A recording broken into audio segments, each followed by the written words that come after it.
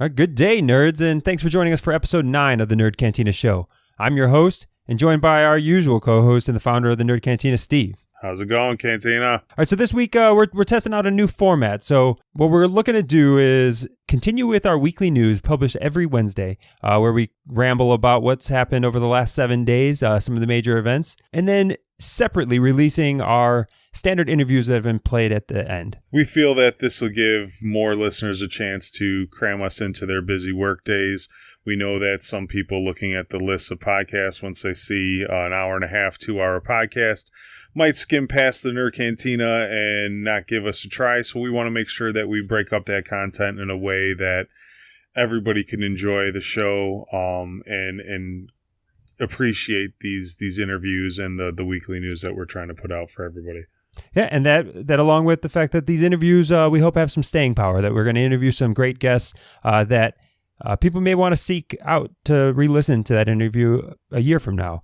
And we don't want that tied up with the current events that have taken place. So that all said, this episode, we are going to be focused on the nerd news, which includes some chilling news about the late Stan Lee. We've got a pretty sparkly new Batman. We're going to discuss the bleak future of what maybe Netflix's coming demise. And then at the end, go ahead and stop if you haven't watched Game of Thrones, because we're going to go full spoilers on this entire season of Game of Thrones. So with that said, let's get into the show. Calling back all nerds. Nerds!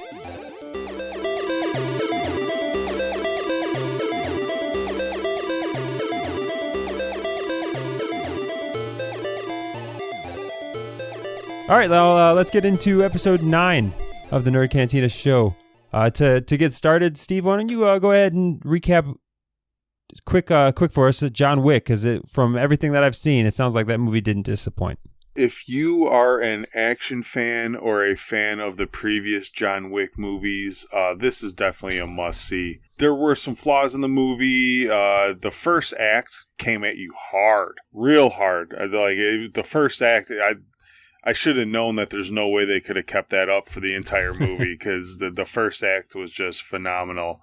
Then enters in Halle Berry, which is a coin flip of a performance every time she's on the screen, and this time coin fell a little flat, dragged out the second act a little bit, and then the third act fell somewhere kind of in between, a little flat and exciting. So it had its moments, it had its ups and downs, but overall is a great movie when you take into the fact that the dedication that these actors have put into being tactically, proficient in all aspects.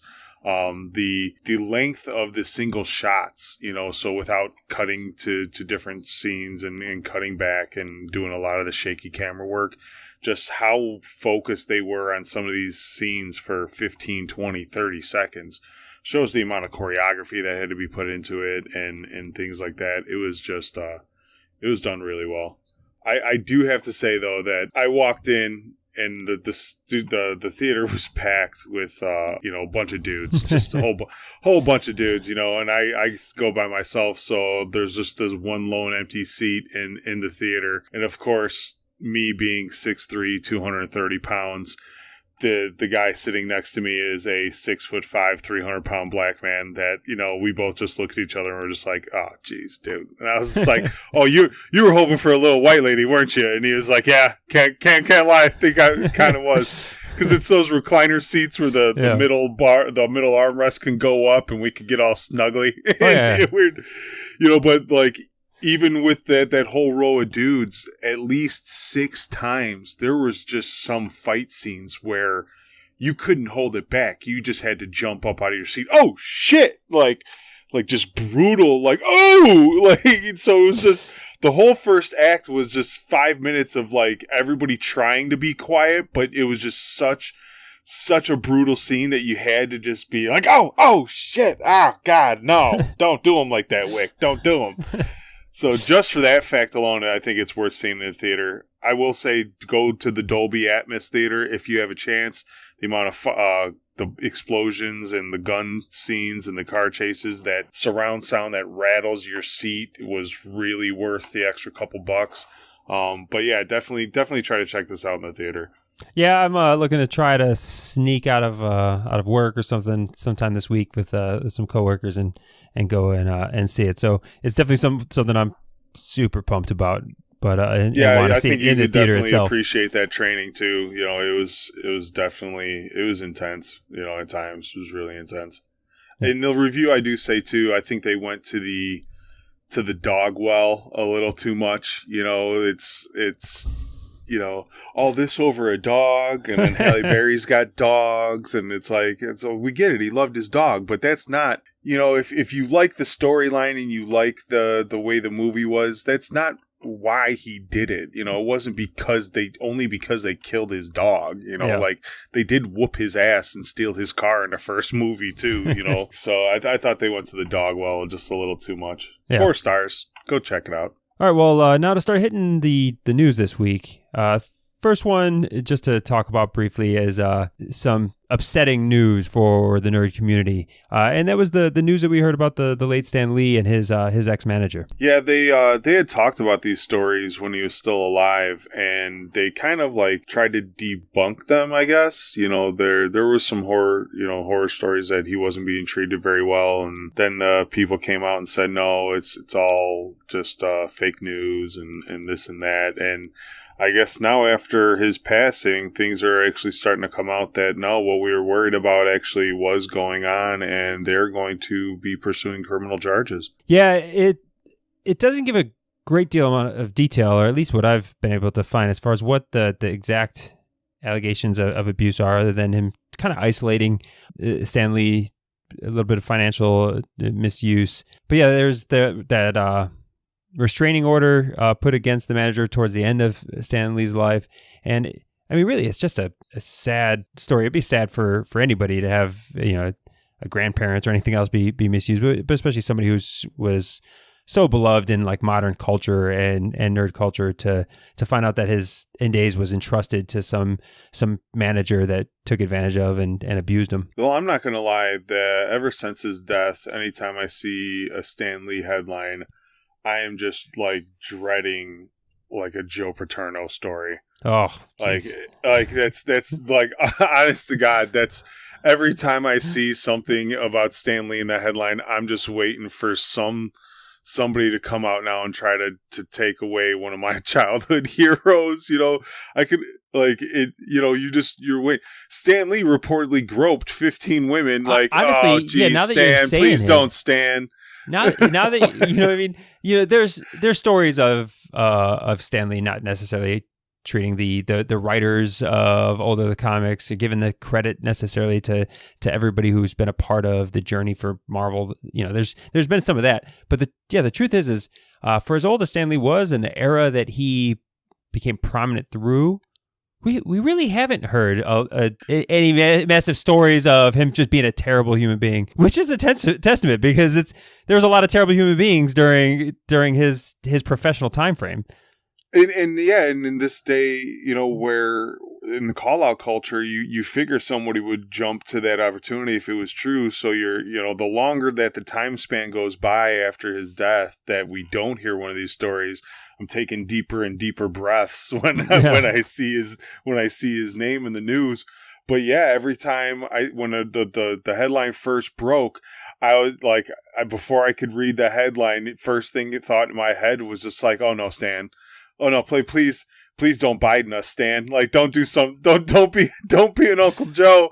And then it was about, the way he was treated, and yeah, instantly I got my bearings back that I can have my faith in one of my childhood heroes. And it's just horrible because you hear these stories all the time, about the elderly being taken advantage of, and especially a man so beloved by the fans. There would have been a million people willing to step up and just do the right thing by this dude, and for some reason in his inner circle, you just had one monster that had no problem taking his money, locking him in a room, and doing whatever he wanted with him. Yeah, it's unfortunate, and hopefully, you joked earlier in the week on the Facebook group about us being Nerdstradamus, because it seems that every time we have a conversation and speculate, by the time the podcast comes out, some news I comes should've out just shut that the fuck up. validates what we talked about, or yeah, the fact that you said this now, I should have kept if that to some myself. bullshit comes out, you have ruined the legacy of a man yourself. Yeah. Every week we talk about a subject, and before the podcast even airs, someone writes an article on one of the thoughts we had, and I'm just like, oh man, like, I took it as validation that we had our thumb on the nerd pulse, but yeah, maybe I'm just putting these things into the ether and they're coming to fruition, and I should have just really shut the fuck up right there. Well, to move from that's the sad news of the week, but to talk about maybe happy news, I don't know.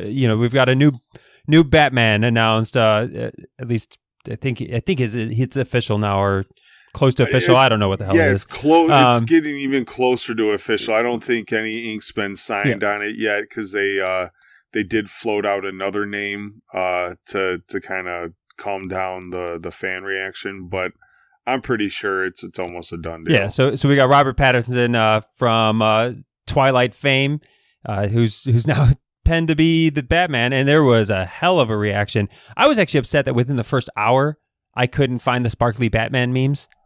Like, I was super upset that I wish I had the time and the ability to craft a well sparked Batman, but it was all the big hatred was all centered around him being the Twilight guy. Yeah, and I'm not jumping on that bandwagon right away. We've had some pretty bad Batmans in the past, and I don't think that this calls for such outrage right away. I mean, you can be skeptical, but to be so like upset about it that you want, I mean, they had 1 million people sign that Game of Thrones petition. I'm sure someone's starting a petition to shut this down already. And it's I just don't understand why necessarily. Like, he's at an age where he could pull off a decent younger Bruce Wayne. I don't know how he'll be as Batman per se. I mean, but his voice can't be worse than Christian Bale's. I'm hoping they do some things differently that work in his favor. Everybody has in their head, I guess, who they would choose themselves, and if you didn't pick that person, they're always going to throw a shit fit. So yeah, honestly, just fucking ride with it. I looked at it and I said, okay, like it doesn't bother me. I knew the jokes were coming. It was too easy. Oh yeah, you knew the minute they said it, there was going to be a large portion of fans that just. It was too easy because the older comic book fans who love their Batman were probably not the Twilight fans, and that's all they're going to see this guy as, and they want to essentially typecast him to that. But in the end, he's a decent actor. He's the right age. He's the right white looking guy, and he could do a good job. The truth is Batman isn't a complicated character to play.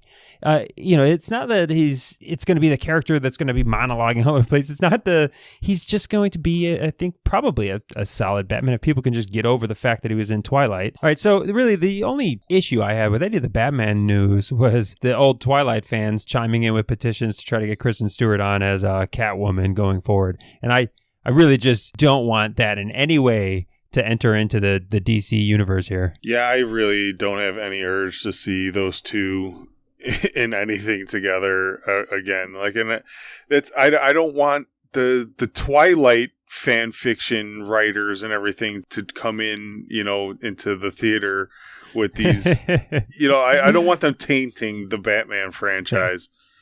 No, but in the I think all the outrage over Robert Pattinson it's largely unfounded. He's a completely capable actor who is the right age, the right type of person to play Batman. These are the same people that had the outrage when Heath Ledger was cast as Joker, and no, it can't be the Brokeback Mountain dude. All right, everybody got over that quickly. Let's just wait and see and not be too nuts about this. I'm looking at Pattinson's IMDb, and he's done a lot of stuff, mostly artsy stuff from then on out. Yeah, he was typecast as hell. Like it was going to be hard for him to come out of Twilight with another big release. Yeah, for me, give the guy a shot. Let him. What's really the worst that could happen? They reset Batman again? Yeah, like we just hit the reset button on Batman again. I mean, as long as he doesn't come in talking like a 50-year-old smoker and puts nipples on the bat suit. I think the bar has been set pretty low for Batman, for new Batman coming in. I mean, you talk to Clooney. Clooney has no pride in his Batman rendition. Yeah. I think Kilmer, enough said. Bale wasn't bad, but I never enjoyed, tell me what other I never enjoyed that. He's got all this tech and you can't just invest in a voice synthesizer or something like that. You gotta, I talk like this when I'm Batman and nobody knows it's me. Like, no, like, man, it was just so horrible. I imagine like there was a time like when the directors, whatever else, let him start casting. It was like the first scene that he was Batman, and he came out hard with the Batman, and they let it go, and then they got down the road. They're like, "Fuck, we're stuck. We're stuck with this now. We're stuck with it." No, well, they could have gave him some voice tech in the second and third ones when they did it, but I honestly think that it's too fun of an impression. Like it's like this generation's like Schwarzenegger. Everybody's got a Schwarzenegger. You'll get to the chopper. Like that's us as kids.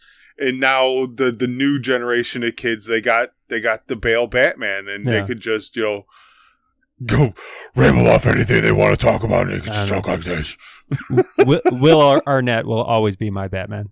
Yeah. Well, I mean, he's not bad. You got the college humor Batman that really pokes fun at it. I do love all those videos. I'm gonna give this one a shot though. I'm not gonna go in with any preconceived notions. Yeah. I hope the kid does good. I can see him being a great Bruce Wayne. I really could. It's not like when I looked and I was like, "Ooh, yeah, that's our Batman." But at the same point, I knew this was going to happen. I knew the fan outrage was going to happen, but I thought, no, he's probably it's again, good. He's pretty good. It's again what we talked about with Sonic. Like, do we really want these type of people having such a loud voice that they influence where things go from now? So now they leak that Pattinson's in rumors to be the new Batman, but he hasn't signed a contract yet. Yeah, so testing the market. There's this big fan outrage, and now because a bunch of anti-Twilight people, some dude got his heart broken by a big Kristen Stewart fan, and now hates the whole Twilight series and this and that. Like, do you really want that salty butthurt dude being the voice of reason on who the new Batman should be? Like, no, I don't. I really don't. But again, I'm not mad at him. If movie production companies start doing this and they start like leaking who they're in talks with, and all of a sudden those talks end because of a significant negative outrage that again, hopefully people can filter through what is real outrage and what is just trolls. I wouldn't be mad at a movie company for doing that. Like that's solid business plan. Like, have the soft releases, test the market before you commit to a major multi-movie deal and kind of linchpin the future of your universe. I just don't believe that's truly testing the market. I think the market is the people that don't tweet their petty fucking opinions and crying.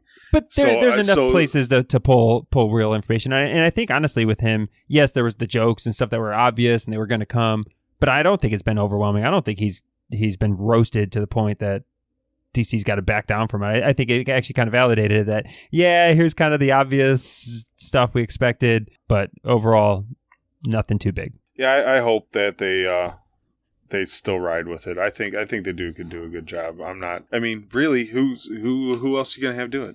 Who else are you going to have do it? Honestly, I can't think of anybody who's in that right age range. I don't know where they're going with Batman when they're doing the reset. At what point are they picking him up? They just did like a Dark Knight with Affleck, the old Batman. So I'm assuming they're going to go back younger again. Yeah. There was some pictures of like the old Batman Beyond cartoons. And people were trying to say Michael Keaton being old Batman and throwing it to Batman. Actually, it would. It really would be fantastic to watch. Honestly, it would. But I think they're going to go with the rumors right now are they're going to go with the Hush story, which is younger, kind of mid-range Batman, but like they said, more detective, less breaking arms and blowing out kneecaps Batman, and more X-ray goggles and fingerprint technology Batman. Yeah, I mean. And that makes sense. I mean, Robert Pattinson, he's not that young. He's in his mid-30s somewhere, so it's about the right time frame for that. So either way, I'm indifferent. I will wait to see what happens. I'm far from being outraged though about this. But to move into some news that we've actually cycled back to, this is episode 9. We've probably talked about this 3 times because it's changing every week. Is Disney closing this deal with buying the rest of the controlling interest of Hulu? So now they're the 90% ownership of Hulu. Yeah, they just took Comcast shares. Yeah, so we talked about this. This deal has been kind of in the talks in the background for a while since they acquired Fox officially.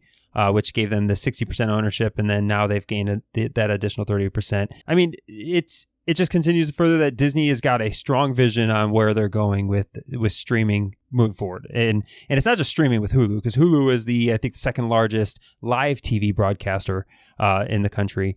So Disney's now got a major stake in live television.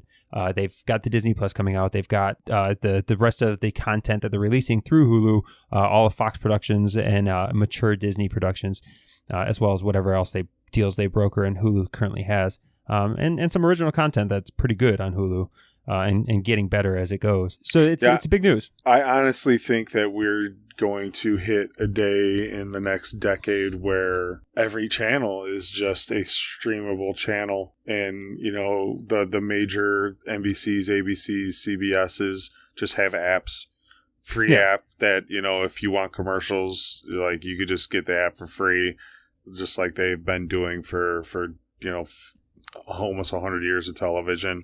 And then if you want the upper tier, here, $5.99, we limit your commercials and this and that. Like I definitely don't think that cable is going to be around that much longer, to tell you the truth, or the cable as we know it. You're going to have like the Fire Sticks and the Roku boxes that hey, you can stream all your apps from this one location, and they have a better UI. I think it's going to be more about user interfaces than actual like cable providers. Yeah, and even you've got NBC's in 2020 coming out with their full streaming service, which is going to have a free option. Which it sounds like the free option is not going to allow for current season or a lot of the current season stuff that they're doing. So it's going to be past seasons and largely with commercials.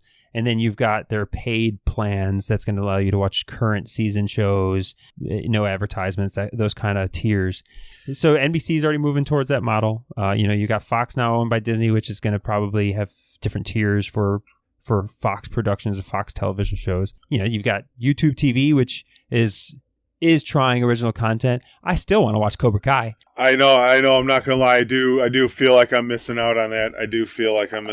And from what I've heard, because I cut the cord and I use Hulu for my live TV, Hulu's UI, the user interface, is pretty archaic. Like there's no quick way to just scan through all the channels. It takes a long time. It's in alphabetical order, so there's no like channels.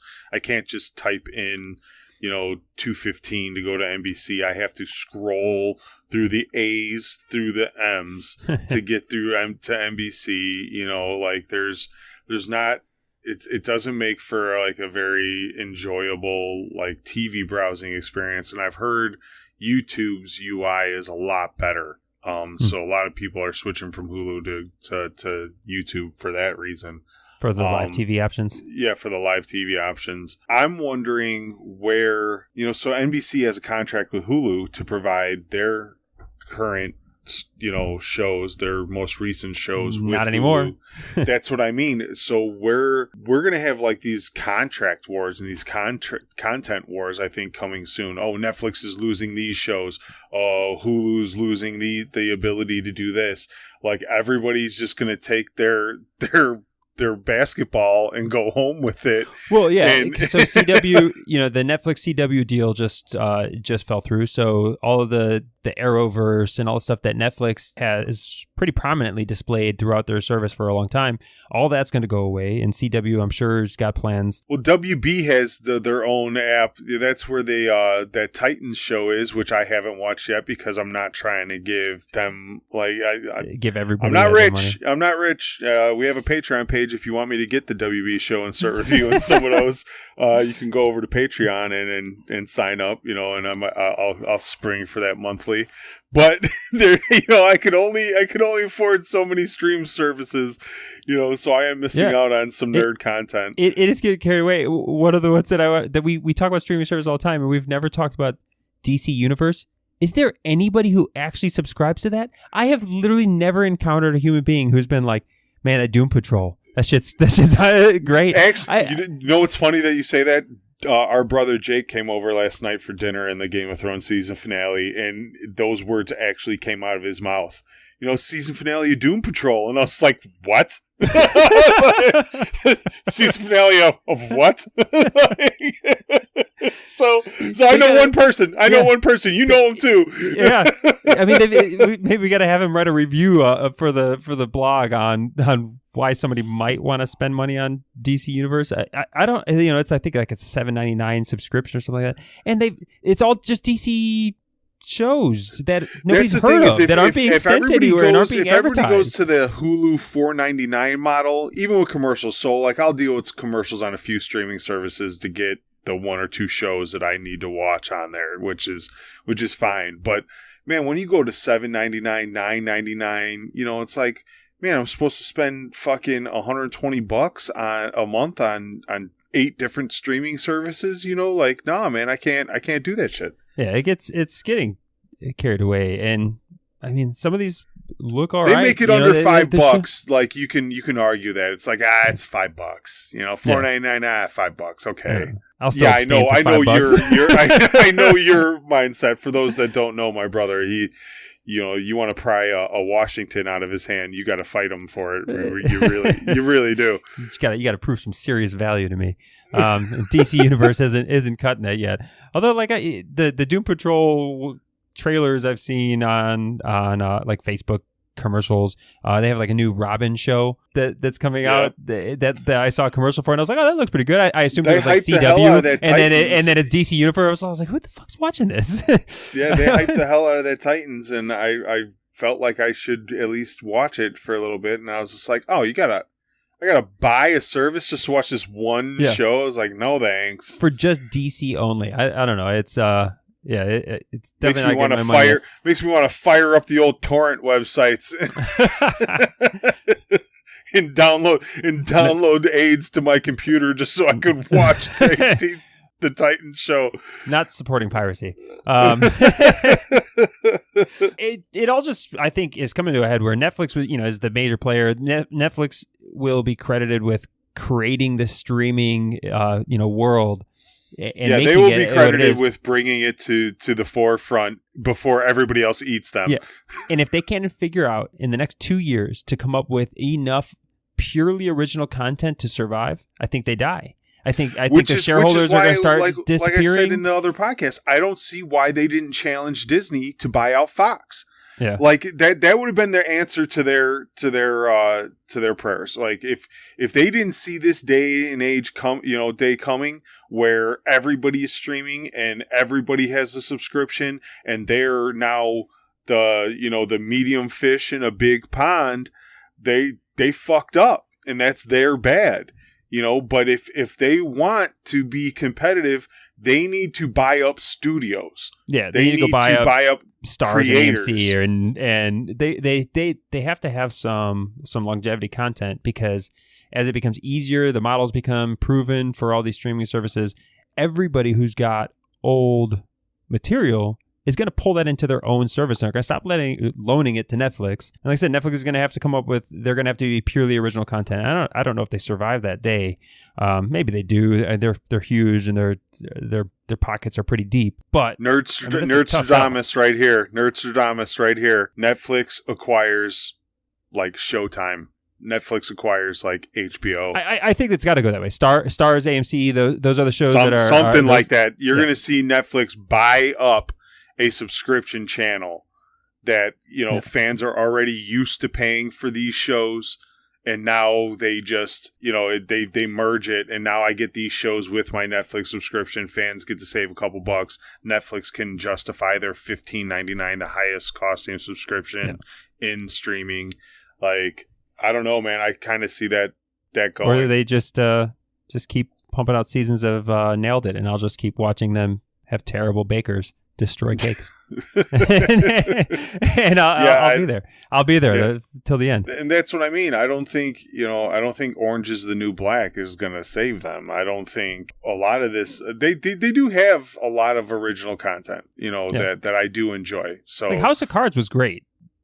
Oh, it was. And as like the first like really major streaming service, a like real like top notch caliber show.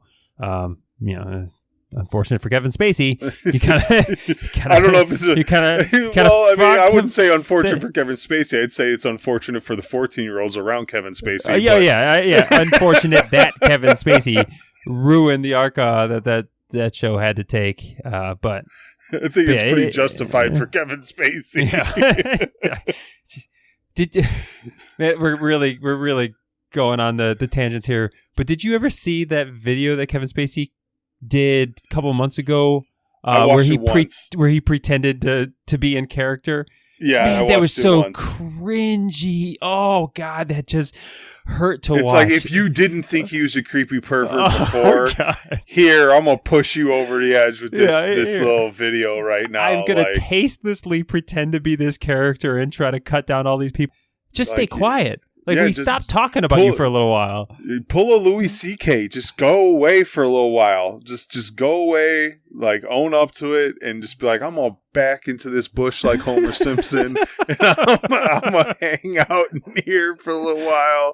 Y'all let me know, like, you guys let me know when it's okay to come out. I'm not even going to stick a toe out until people start being like, where's Kevin Spacey at? Yeah. I don't know. When that came out, I watched it immediately, and I was like, "Oh, I can't believe he fucking did this. I couldn't believe it." But I think that's the level of fame and money you hit. You just become oblivious to common issues and just there has to be something to be said about a lot of these Hollywood types just being totally out of touch with the way the real world is. Did he fire every publicist he had until he found one that was like, this is gonna land. This is gonna get like. Who the fuck let that happen? Even a lot of these Hollywood people, they end up getting like Trump syndrome, where it's all about loyalty. And it's you all put yourself about around people that and are just you gonna be loyal. Surround yourself by a bunch of yes men and tell you everything is great. Yeah, I don't think any of these people have real people challenging them, and saying like, "Nah, bro. Like, listen to me. This is what you pay me for. Don't do this shit." Yeah. Like, stop. That absolutely amazed me. But this closes out kind of the streaming service stuff. But we've got to talk about Game of Thrones, and I think we're going to go in some depth. So I think right now is the the spoiler alert. Spoiler alert! If you haven't watched the entire season of Game of Thrones, just farewell. Thank you for joining us, and we'll catch you next time. Come on back when you catch up to the real world and watch this stuff and want to hear what we thought about it. But all right, let's go ahead and let's talk season 8. Right? Really, we could talk the finale, but we didn't talk episode 5, which was a fucking dumpster fire.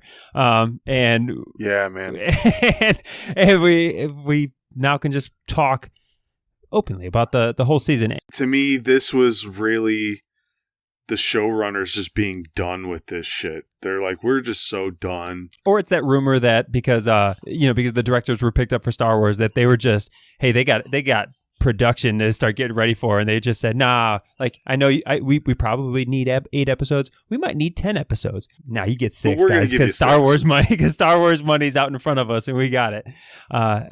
Who knows what caused them? I can't really imagine, whether the showrunners, the directors, when they looked at it and they said, they kept saying like, oh, we're going to do this in 6. We only need 6 to finish this up. There's no way you laid it out and you're like, we're doing it justice. There's no fucking way. I was a big fan of the show Angel from Joss Whedon. They got abruptly canceled in the middle of shooting a season. I want to say like season 5 or season 6.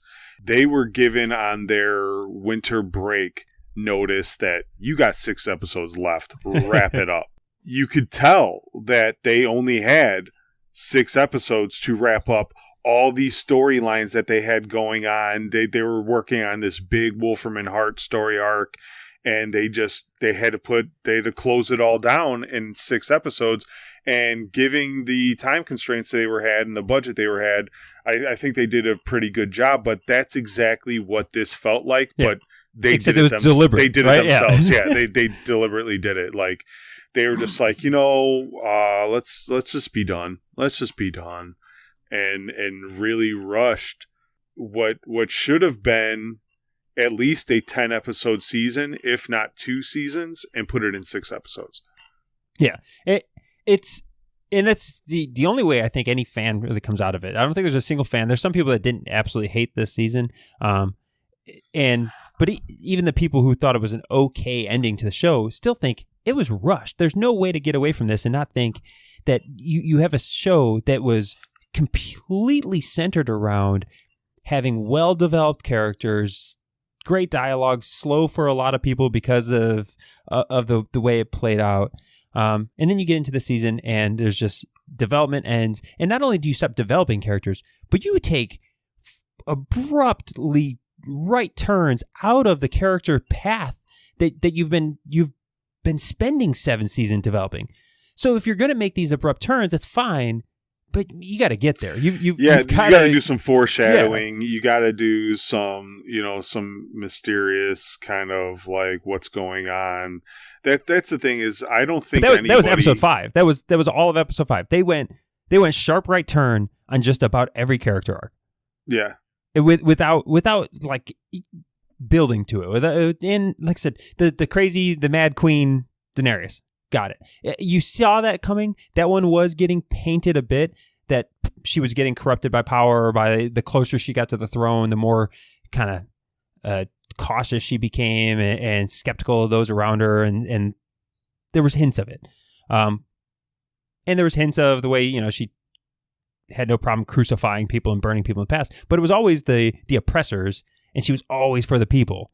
And then all of a sudden it's just like, nah, everybody's an oppressor. Everybody who's not my people are oppressors. And she's willing to kill everybody. And it's like, that was never who she was. And it's fine that you get her there, but man, just, you gotta earn it. Take some time with it. You gotta have. So whenever there's like a big character like shift like that, or a big moment like her burning down, it's usually like a payoff. Something that builds. You can make an argument that they were building up to it, and there's a lot of people like, well, if you didn't see this coming, you just haven't been paying a close enough attention to the show. And it's like, really though? Like, really? Am I the asshole for not seeing this coming, or are the showrunners just dickheads for throwing it at you at the end because they didn't want to fucking write it out anymore? Yeah, and what I saw coming was her killing anybody who had a potential to impact her ability to take the throne. I thought she'd kill Tyrion. I thought maybe she'd try to kill Jon. Like, I thought there was, like, I thought they were building to that because she was so desperate for the power for the throne that she was going to kill anybody who was in her circle that might have threatened against that. And I thought like her killing Varys was completely within what they've been building her for, and all of that. Yep. The killing of just women and children after surrender, essentially, without going directly to the Red Keep and just zigzagging through the streets and killing everybody. That anybody who says like, yeah, I knew that's where it was going, get the hell out of here. That's not where the direction was heading at all. Yeah, no, and the amount of like disdain and like hatred they put in her, like all of a sudden, like, and you can make an argument that they cut what's her face's head off right away, and like she lost her, like everybody that was close to her eventually got killed by somebody, and it just kind of turned her. But like, she had just told Tyrion the day before, I don't want to be the Queen of Ashes. I'm not going to do this. And then, like, they make it seem like as she's sitting up on that dragon and she's waiting for the bells, like, she just has this, like, devious pumped, like moment, adrenaline flowing, like fuck it, let's kill them all. You know, and that kind of goes against the whole slow progression. Throne is kind of tainting her. It made it seem like it was just this whimsical like moment that she had where she was just like, yeah, no, fuck it.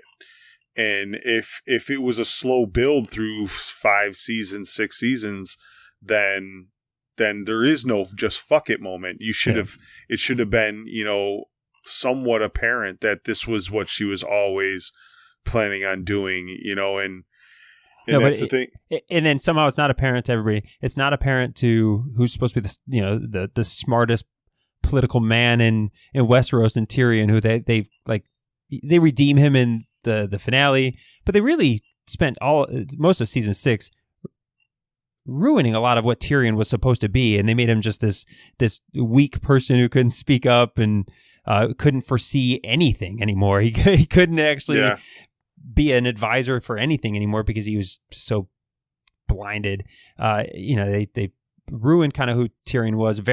Killing Varys, I'm good with them killing Varys, but like this is a man who has escaped every political situation ever, and is just the enduring, you know, master of whispers. And then what? He doesn't see this coming. Well, he can't find his way out.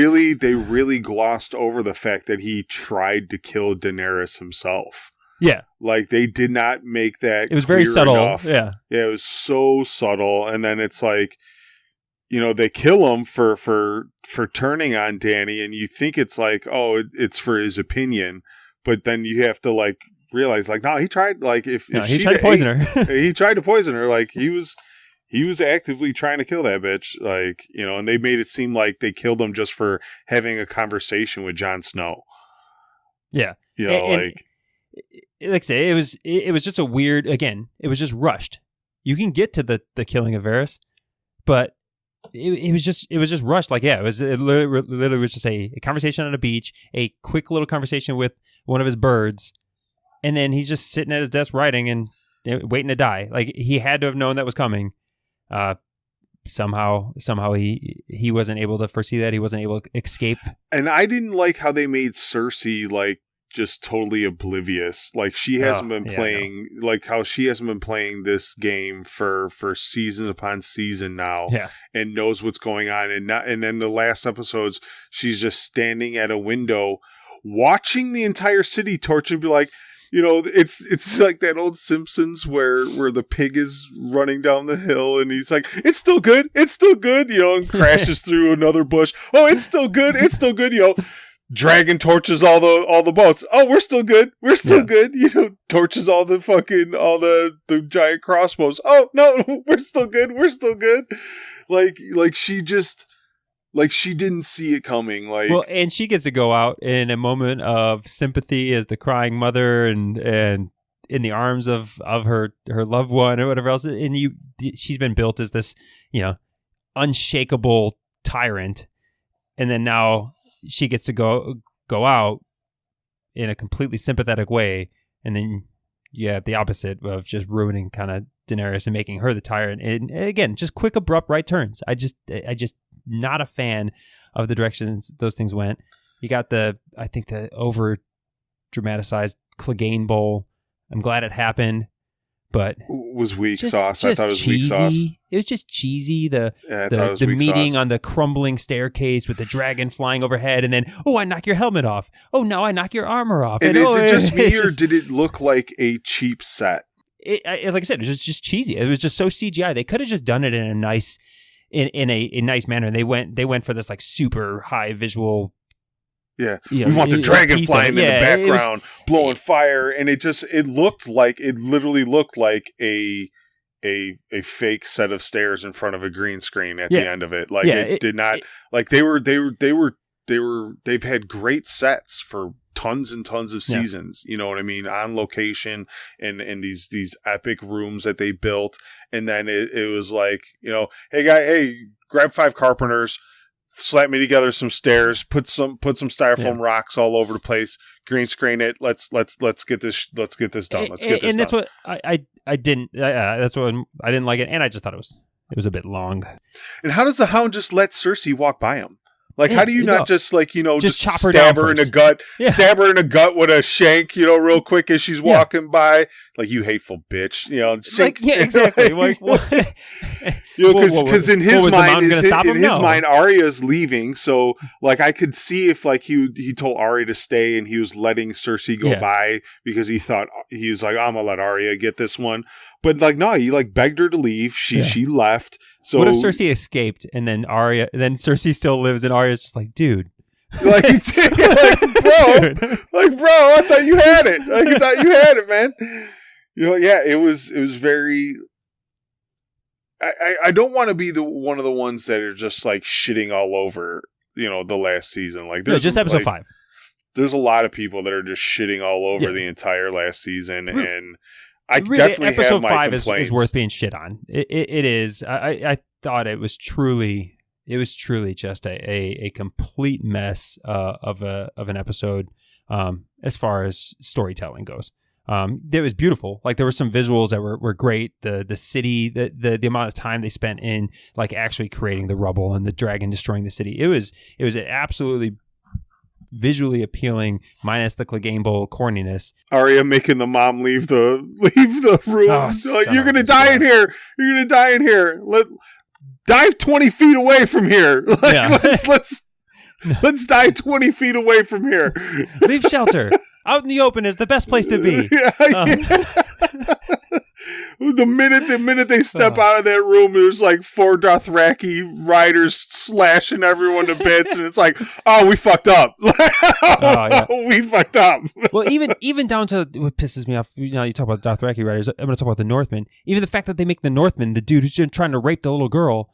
Like, you've painted the North as being the virtuous fucking warriors and the virtuous kingdom of the 7 kingdoms. And then this is the dude that Jon needs to kill as one of his own men because of rape. Again, right turns all over the place. Just fuck everything we've been saying for 7 seasons. It's not like the Dothraki haven't been cutting off heads and raping since day one. That's what I'm saying. Like, make it a Dothraki. I don't give a shit about the Dothraki. Like, that's perfectly in character. But no, let's make the rapists be the virtuous warriors of the North. Awesome. Appreciate it.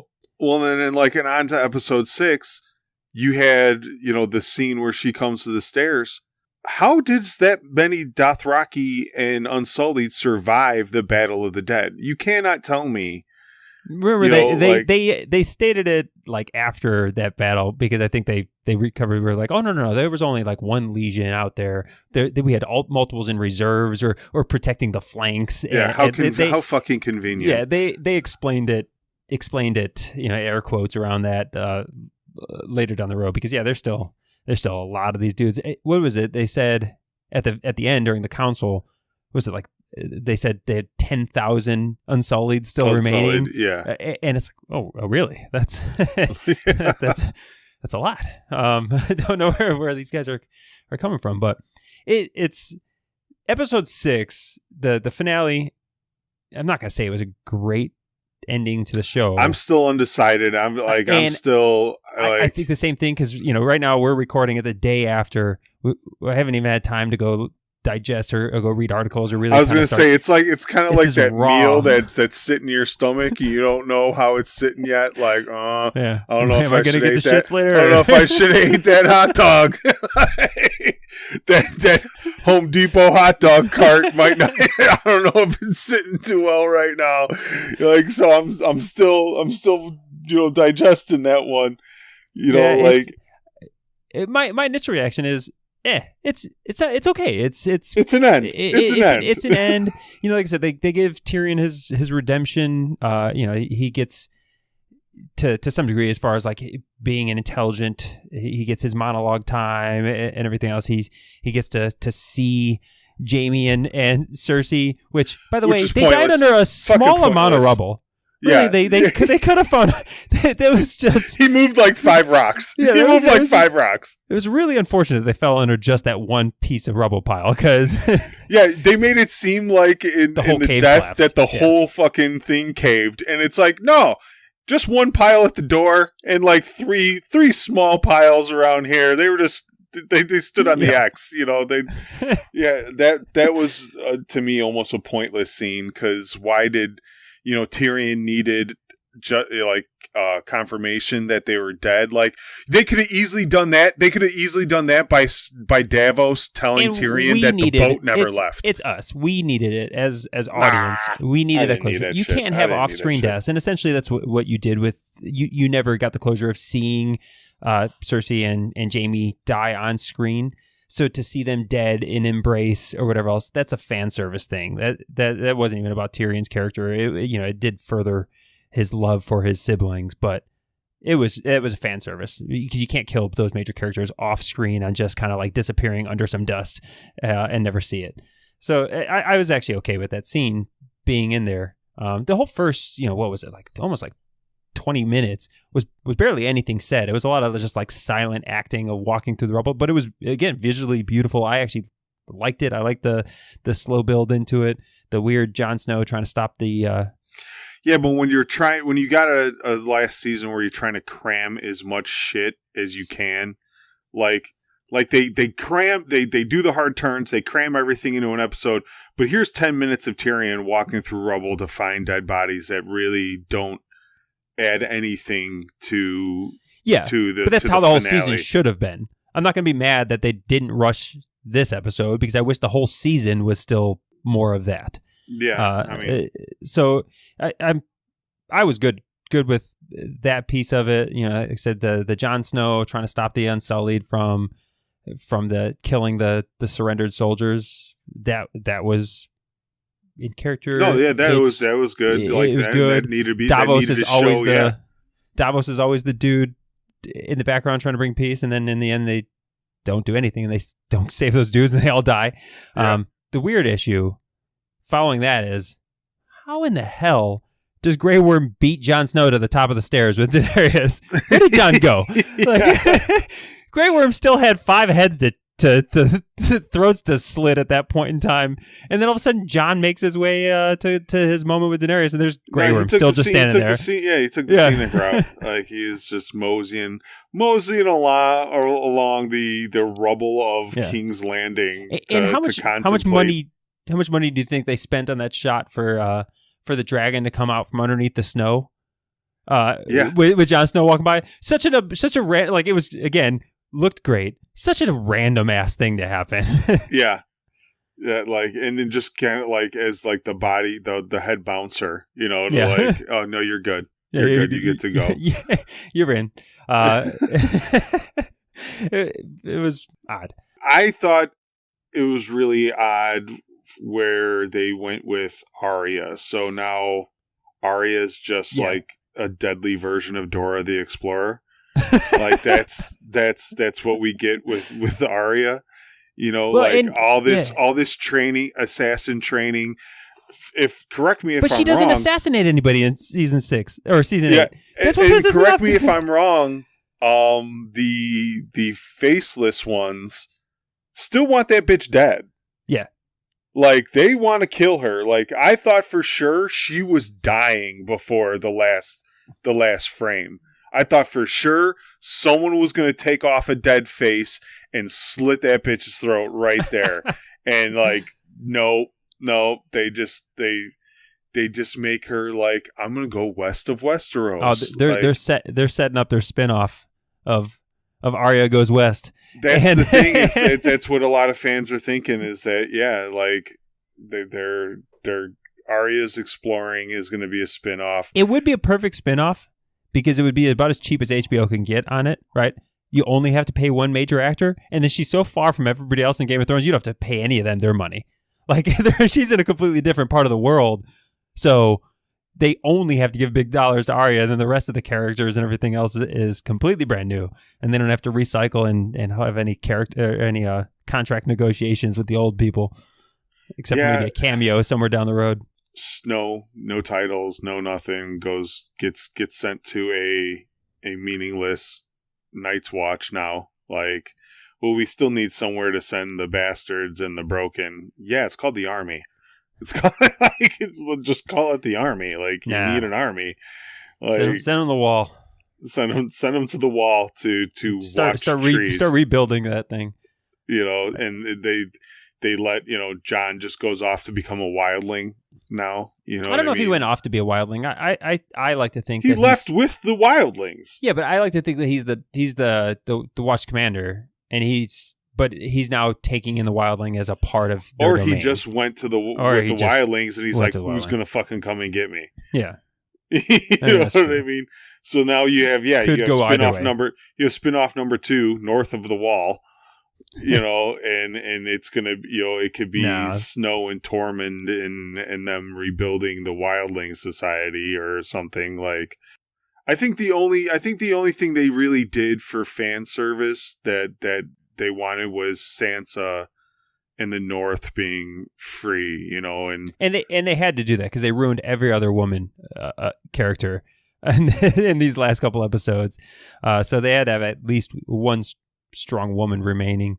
Because even Arya kind of fell to obsolescence over those last couple episodes, where again she turned away, didn't go kill Cersei, runs around getting pummeled in episode 5, completely lost and getting destroyed, gets on her white horse, and then that's it. And we don't even revisit that in the last episode. She doesn't do anything, and like really kind of took an arc that you were like building Arya to, and then nothing.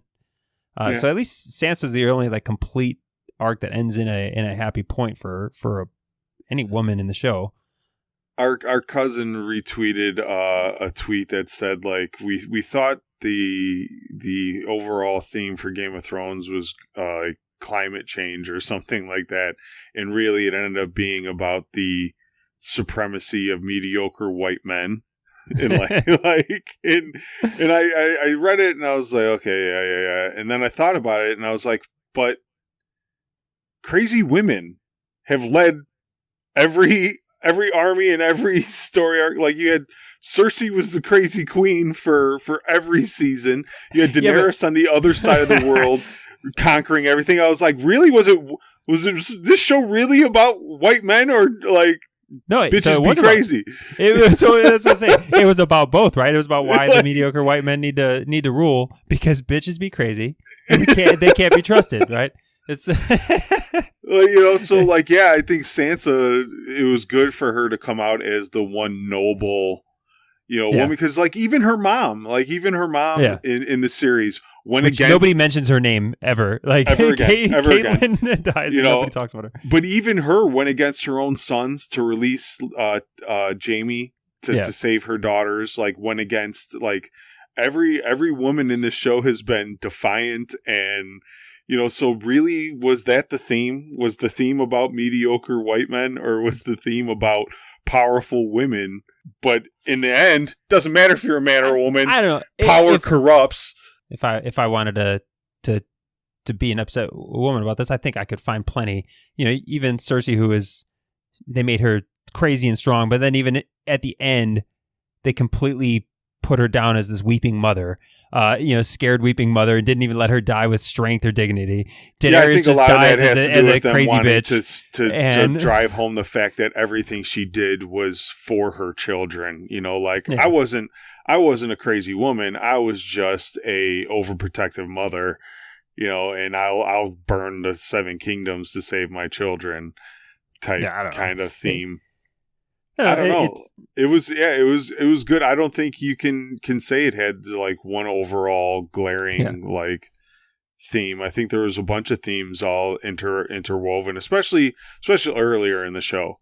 With the how much scheming went down and power shifts and things like that. What was the old lady's name that killed Joffrey?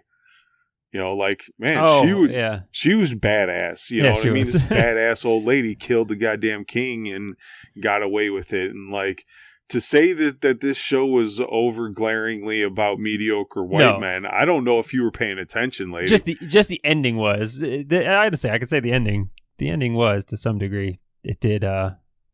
I was waiting rise, for the rise only men to power and status, and it pretty much put every woman down, minus Sansa. It was good to see that little shit kid king. Oh man, I'm drawing blanks on a lot of these names now. But I know. I was just waiting to see him sit there and suck his thumb or something. Like, like I should be king. I mean that the council. I wasn't a big fan of the council that took place at the end. I did think it was funny. They all laughed at democracy. They all laughed at democracy. It was a funny little joke. I thought it was it was interesting. Kind of wasted a little bit of time there, but funny. The Brandon the Broken. It's. You can. I don't think there's anybody who was going to take the throne that and everybody was going to be happy with, right? You go with John, and everyone's going to say, "Oh, so it's so obvious and so stupid." And how does John take it with the Dothraki and the Unsullied? There, they would never follow John. You could argue against. Let's not act like the Six Kingdoms from this moment on are not just going to kill every Dothraki and Unsullied from this point on. Let's not act like the Unsullied are leaving. The Unsullied all got on ships and they're heading to fulfill Grey Worm's thoughts with Missandei, and they're heading off to the islands. So the Unsullied are gone. Who knows where the Dothraki are going to head to? They're just going to graze with their horses. I don't know. Yeah, but that's what I mean. Let's not act like Westeros is just going to take in these new people and be like, yes, we've come to an agreement here. Let's all live in harmony now. Like, no, like, we can't fight you now, but we will fight you later. I didn't, like, to me, giving Bran the kingdom, it's just a way to justify his importance through 4 seasons that really got you nowhere with his story arc. I mean, if you really think about it, his whole story arc was pointless. At no point did his visions, other than, I mean, his visions are how they confirmed that Jon Snow was a Targaryen. Don't mean shit. Don't mean shit. He's on the fucking wall. So who gives a shit if he's a fucking Targaryen? Same thing with Baratheon's bastard, right? Yeah. Well, he gets the House Baratheon. He's now head of the House Baratheon, and he had a seat at the table. Yeah, but they just ignore it, right? That I don't know. There's a lot that they just kind of, again, abrupt. Just cut it off. 6 episodes is all you get. It's over. Here's our answer. Don't. Yeah, the whole Targaryen. Stop tagging us in posts. the whole Targaryen, Jon Snow being a Targaryen thing just never played out. It never got to a point where it actually mattered. Yeah, no, it really didn't. And I'm just mad that we never saw Jon Snow burn. Yeah, I just wanted his moment. I thought we were going to get that with the dragon fire there when Drogon's upset, mommy's dead. But instead, honestly, that would have been better. The dragon, eats his ass right there, and then the council's sitting there like, well, now what do we do? Like all the rightful kings are all the rightful heirs are dead. We need to pick a king as this council. Like that, to me, that would have been better. Instead, they went with, okay, we want to have the visual representation of the Iron Throne getting broken. How do we do it? Oh, we just make a dragon mad, and he'll just happen to spit fire at the fucking throne. How do they know he killed her? How do they know he killed her? The fucking dragon takes her away. He could just be like, man, she wanted a dragon ride. Jon Snow's too honest for that. He's not going to lie. Oh, yeah. The Unsullied walk in and he was just like, I killed her. I killed her. No, he didn't like he just been like, oh yeah, they went for a ride, and then like 5 days later, where's Dany? I don't know, man. Like she was all mad. We got into a fight. She got all mad. She took the keys and she left. That's where he tells everybody he's a Targaryen. He's like, I don't know, like she wanted to make out. I told her you're my aunt. I can't do this. No, isn't he the uncle? Isn't she the niece? No, other way. Other way? Yeah. Okay. Yeah. But because he's the male heir, he's the rightful ruler. The rightful ruler. Yeah, I thought they were going to try to like really make a play for why they should be together, with Dany saying that Targaryens have always wed within the family. Like, this is actually just us keeping our family tradition. You love me, I love you. We didn't grow up together. We didn't really know each other. We shouldn't be looking at it like that. Like, I really thought they were going to make a big incest play at some point. Yeah. To justify why they should both rule. You know, like, look, we will get married and you'll be the king and I'll be the queen, and, you know, like this and that. And like, they didn't even pitch that. You know what I mean? Like, it never even came up like that. Like, this is normal for Targaryens. It's normal for us to be together. Like, this is how we've kept the bloodline The conversation would have happened. He just stuck her with the dagger first. Yeah, whatever. You know, so, but like, yeah, they never, like, the fact that we're just supposed to believe that, one, Jon told them that he killed her, two, they came up with the idea, three, that they could have went in many different directions that would have revisited some things that happened in the past, that they went over in the past, you know, and they didn't even they didn't tie anything in. You know what I mean? Like nothing at the end tied back into like themes from the beginning. No, yeah. If I was to go back and do my marathon session of all the seasons of Game of Thrones, I'm honestly going to watch the beginning and watch a lot of the seasons and be like, none of this fucking matters. None of this matters. None of this builds to anything. None of this builds to anything that is meaningful in the end. When you go back and you watch the beginning seasons and the looming White Walkers in the north is such a big deal, right? In the end, really, it's a minor play at the end. Doesn't really matter. You build to a lot of the political drama and the fight for the throne and Daenerys coming to power and all that stuff, and it's kind of just like all this character development, everything that you're building Daenerys to be, none of it matters in the end. Yeah, none of it really matters. It's an abrupt end. It's one thing to be unpredictable. It's one, there's some goodness to shows that are not taking an obvious approach towards happy endings for everybody. This show's been great at that, at taking turns, but the turns always made sense. And they weren't like turns just to end like a season on a cliffhanger either. You know, Ned Stark dies the second to last episode, so like he gets his head cut off. And you're like, there's still another episode? Yeah. Like, that was like the first time where I, like, when shit like that happens, you wait another 6 months and then the second season picks that up. For him to get his head cut off second to last episode and there still be another episode after, I was just like, holy shit. Like, and they constantly did things like that, like epic events that you didn't see coming, because everybody knows there's going to be an epic event at the season finale. Everybody knows they're going to leave you hanging and stuff like that. To do those things in the middle of seasons, in the middle of episodes, that was groundbreaking to me.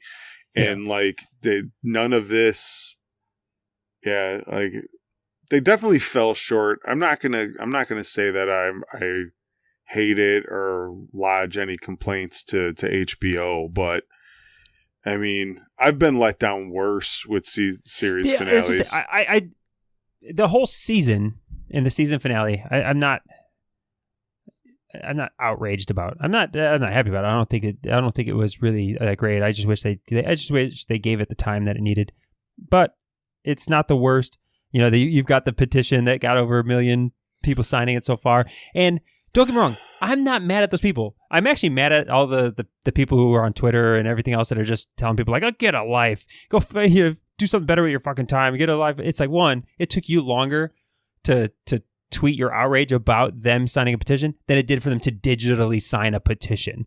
Like, it wasn't really hard for them to log into a website and but at the same time, I do understand their complaint. I mean, petitions are made for like bureaucracy, government bureaucracy, and you won't sign a petition to get the bridge in your town fixed, or to get any kind of meaningful legislative shit done in our country, but you will sign that HBO petition. We could talk about the misuse of maybe of public power and petitions in really something that's insignificant. Like that's where my frustration because the fans have more power than people say.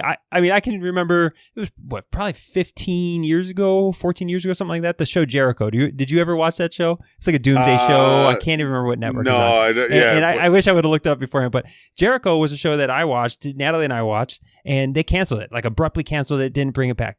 And there was a massive petition that went, and there was in the show there was a reference to peanuts, to nuts, and that was like what somebody said when they were being bold, one of the characters, and they sent something like 30 tons of peanuts to the producers or to the network's offices, and just like inundated them for weeks with peanuts, to where they brought it back and did a final season.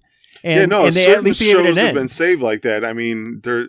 Every Firefly fan right now is listening to us talk about this crying because that show got canceled pretty much right before the day and age of internet petitions. And there's power to it. So the people were just saying that you're just wasting your time. They got a movie made for it, in Serenity because there was such a big outcry for it. It's legitimately a valid way to voice complaint. It's easy to do, and you demonstrate. Is it going to do anything for Game of Thrones? Nah. It's like they're not gonna go back. They're definitely not going to spend another $100 million redoing this for you crybabies. So this is going to have zero impact. But I'm not mad at them. This is kind of the public power we do have in some of these realms. Yeah, take some of that initiative and put it towards shit that actually matter in our lives. That's all I'm saying is take both. Take that same initiative and put it towards education, climate change, something that'll outlast Game of Thrones. Do both. That's fine. Do both. Yeah, that's perfectly fine too. I'm not saying it's a zero-sum game. I'm not saying you don't have to do one or the other. But you care so much about fucking Starbucks cups and King's Landing. More people water bottles. we haven't talked about it yet. More people signed a petition for King's Landing than they have for Flint, Michigan's water. So that's kind of like what pisses me off a little bit. It doesn't piss me off. It's a little frustrating. It's a little frustrating look at society, but yeah, it's like I said, I'm not mad at them. If I was at the same level of outrage, I might go and spend my 30 seconds clicking on a web link and hit signing the digital petition. No, but when I said water bottles, we haven't talked yet about the latest glaring Starbucks oversight cup that they had this season on real life props, which to me again is just like the showrunners being like, "Let's get this over with, folks. Yeah. Let's get this over with. I got Lucas money. Got Disney coming. That mouth's about to pay me." All I know is following this next show that's going to do this, it's going to be full method acting. There's going to be like craft services is just going to be giving people like leather skins of water. Like there's going to be no more water bottles on set. There's going to be. You can only drink your coffee in goblets now, folks. Yeah. We don't want any of this. We don't want any of this fucking up. We don't want a Game of Thrones happening to us over here. So, but yeah, it's pretty awesome. There's now the water bottle found at Samuel Tarley's foot at the council, which I haven't gone back to that scene. Now I'm gonna have to go and jump on and see if I could find it myself. Yeah, man, you gotta stay hydrated. You gotta stay hydrated. I don't know. They were sitting in some well shaded canvas over there. I don't know what he needed so much water for. Bottom line, this is going to be a discussion for at least the rest of the year. Until the next pop culture show takes us by. I can't see there being another Game of Thrones for a while. Lost was it for a long time, and to me, this is like the first show that really captivated everybody since Lost. I can't think of any off the top of my head. I mean, there's other popular shows, but none that just had everybody talking every week at work about it. That had everybody, that's true. Anticipating these things. Like, so I don't I don't know how long it's going to be until we get like another one of these. And people, they set the bar, so like, I think every time a show really captivates us in the first 3-4 episodes, everyone's going to be asking, is this the next Game of Thrones? Is this the next Game of Thrones? And I feel bad for future screenwriters and things like that they're going to have to they want to do a groundbreaking show. That's something they're going to have to live up to. Yeah, I mean, it's the same thing. People had to live up to the Sopranos model and live up to. I mean, there's been shows before that changed the game, and this is just the next version of it. But like you said, people are gonna be talking about this for a long time. This episode of our podcast didn't cover nearly all of the issues with it and the pros and cons. And we always come off because we're just assholes, overly critical. And I don't think either one of us are that down on this season as maybe pointing out the glaring mistakes. No, some people are really mad. But I'm not that mad, but like some people are really pissed, man. Like really pissed. And then there's other people that I think are really happy. I did see Jake Hamilton's the local reviewer on Fox Chicago, and I follow him. I really like the guy, but he said, season finale was pure perfection, and it's like, really? Oh, well, he's an idiot. Like really, like you can't go that perfection. Like, and that's the thing is like, still brand the broken. I'm not going to say it was great. I'm not going to say it was horrible. Yeah. It just was. It just was. They ended it. They just ended it. Yeah. And take it for what it is. Speaking of endings, I think we'll go ahead and cap off episode 9 here. Again, as always, we thank all the listeners for sticking around. We appreciate any feedback. If anybody's out here and likes the new format or the ideas that we're going with the show and separating really just our ramblings from the interviews that we're having in the future, hey, please let us know. You can always send me an email at ken@thenerdcantina.com or just join in on the Facebook group. You can find us at thenerdcantina.com/community, which will take you right to our Facebook group. Request access. We'll go ahead and preview and get in there and join in some conversations. We're already talking about all of these things on Facebook. Continue the conversation there with us. Yeah, this week's interview, we don't want anybody to miss out on. It's going to be in a separate broadcasted episode. If you come for the news and usually just stay for the interview, make sure you come back for these interviews. We do put some time into selecting who we have on the show. We do talk about some really important topics, and we'd hate for you to skip an interview episode just because you come for the news, or even skip the news because you just come to see who we're talking to. We definitely put a lot of effort into trying to provide a quality program. And I'd hate for our listeners to see a name on an interview that they don't recognize and kind of just gloss over that, because we do have some really interesting conversations. I think everybody can get some good takeaways from these interviews. So please come back, especially this week. Yeah, so this week we interviewed Dr. Rachel Cowart, the author of The Parent's Guide to Video Games, and a ton of research experience in the realm of kind of giving advice to parents and video games, and what are the dangers of video games, what are the positives of video games, how to incorporate it into a young child's life, a teenager's life. And we go into a pretty good conversation with her on it, and that's one of the reasons, again, we want to separate it from the podcast, because really the Dr. Cowart doesn't deserve to follow our Game of Thrones talk and our nonsense ramblings. The interview is packed with a lot of information that is helpful to parents, future parents, anybody alike. So we hope you gain some value out of it. That podcast will get released here in a couple of days. And again, come back for the interviews because there is some great content, and we have a slate of future interviews coming up that we think are deserving of their own show, which is the driving factor of this format change. So yeah, I'll make sure that you just subscribe to us on any podcast player that you're using. Subscribe to us on YouTube if you're watching us on YouTube. And this way you just keep up to date. You can always subscribe to us on our website. You get the email anytime we make a new post. We do have push notifications for desktops, so when things post on there, can't get your little desktop notification. We're trying to do things to keep the Nerd Cantina in the frontal lobe as much as we can, and get you guys to come back and enjoy what we're doing. All right, well, thanks again for listening to episode 9, and have a good day, nerds. Take care, guys.